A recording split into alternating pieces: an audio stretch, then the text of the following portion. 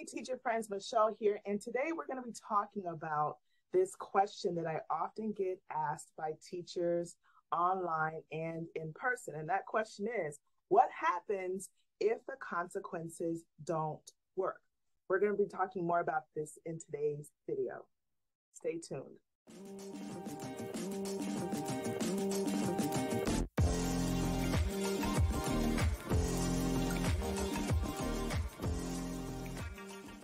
Hey, Michelle here, and I am a behavior strategist. I help teachers and schools learn how to manage student behaviors and their classrooms with less stress and less struggle. And so today's video is all about what happens when consequences don't work. This is probably one of the top 3 questions I get asked by teachers. So let me give you the answer real quick from the jump. If your consequences are not working, there's 2 options that you have. You either modify how you're using your current consequences, or you change consequences altogether and do something different. But there is, I believe, a bigger backstory to this. Whenever a teacher asks me, what if the consequences don't work? The first thing I'm going to ask them is, what consequences are you using, or what consequence are you using? And does it feed the need of the behavior?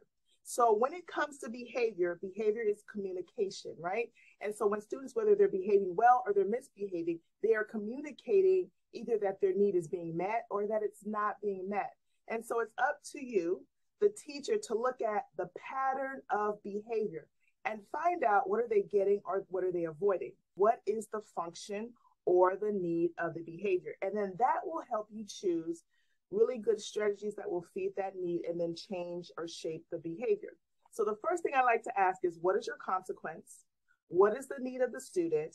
Also, I like to ask, are you being consistent with how you deliver the consequence and when you deliver? Because if you deliver a consequence occasionally or when you can, it will not be effective.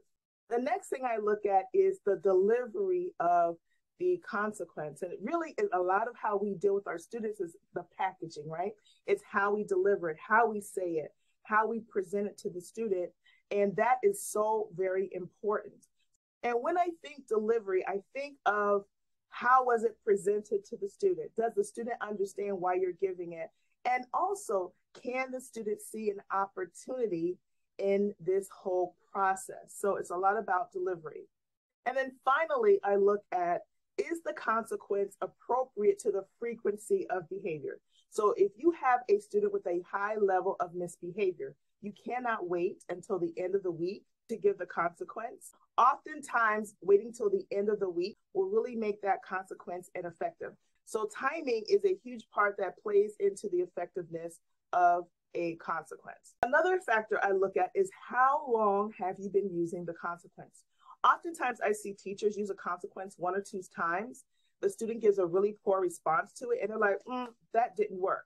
Once I know that I have prepped the student, they understand the consequence, it meets the need of the behavior, and I can be consistent, I will often deliver a consequence for at least 10 days, 10 school days, for it to have a chance to really work. Because sometimes students learn that if they demonstrate a negative behavior or a negative response to the consequence, that the teacher will often give up or stop using it after a few days. So to sum this up, what if the consequence is not working? Number 1, look at how you are presenting the consequence. How did you deliver it? Are you consistent? What is the timing? And does it meet the need of the behavior? And then if that is not working, look at doing something different. I encourage you, don't get discouraged. Everything is figure outable, whether it's from you, the teacher, or whether administration needs to step in, but you do have options when it comes to your consequences. See you next time.